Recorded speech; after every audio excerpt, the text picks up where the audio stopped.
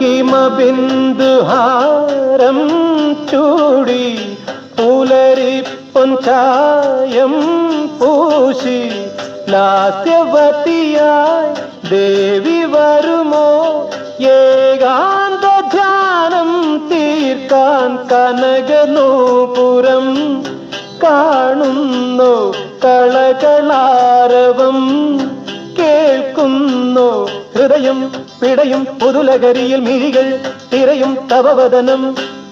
മനതാരിൽ എന്നും പൊൻകിനാവും കൊണ്ടുവാ ഹൃദയേശ്വരി